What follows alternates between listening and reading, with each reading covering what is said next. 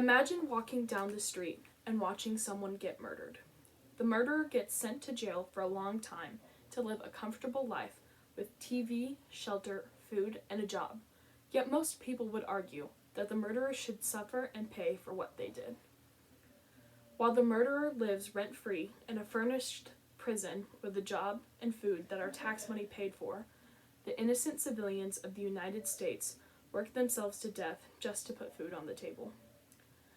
Being a young adult, I now realize where some of my tax money is going, and how the money I worked hard for is going towards people who don't deserve to be treated so well.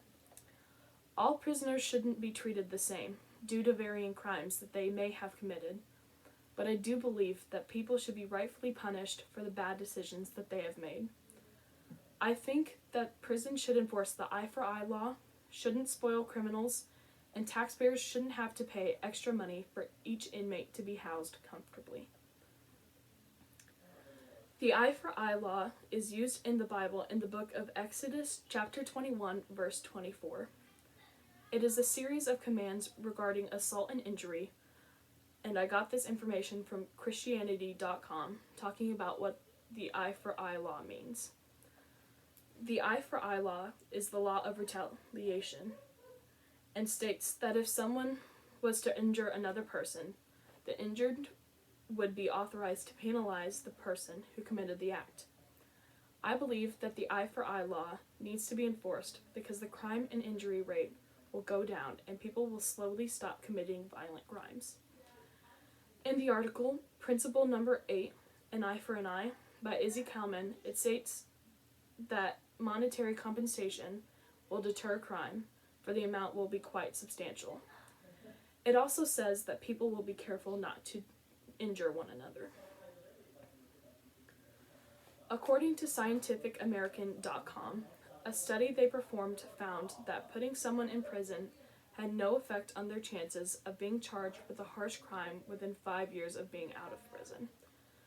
Therefore, if they are already considering repeating their actions, spoiling the criminals only gives them one more reason as to why they should commit another crime. In the article, Entering Prison, it talks about the items provided to the inmates when they first arrive. The items that inmates receive include clothing, hygiene products, and bedding. The prisoners can purchase unnecessary items from the commissary, such as shoes, recreational clothing, and some food items. This experience gives prisoners the ideal lifestyle of a normal citizen, providing them with money from jobs to purchase items of their choice. If prisons shut down the commissary completely and only provide the prisoners with items necessary for life, then that is one step closer to making their visit feel more like a punishment, rather than an all-expense-paid vacation. My third and final point I want to talk about is why taxpayers should not have to pay so much money for each inmate to be housed comfortably. According to Marketplace.org, taxpayers pay, on average, $31,000 per inmate per year nationwide. Taxpayers also must pay for feeding, housing, and securing people in state and federal penitentiaries. In the article, you won't believe how much prison inmates are costing you each year. Taxpayers don't just pay for the fee for inmates to get into prison, they pay for much more. Taxpayers end up paying for corrections, employee benefits, healthcare for prison inmates, the cost of incarcerating older prison inmates, and the cost of solitary confinement. All these bills add up to be $39 billion in state prisons and $5.8 billion in federal prisons each year. To wrap up my speech, prisoners are treated too fairly for the crimes that they have committed and should not get any special treatment. Prisoners should be held responsible for their actions and should not receive the comfort of bedding or any opportunity to work within a prison.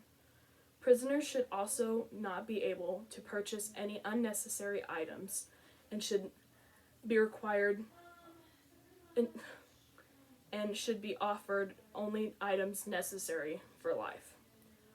Prisons can take the first step in helping taxpayers by enforcing stricter rules on the prisoners and trying to get new laws passed to make boundaries for those prisons more understandable.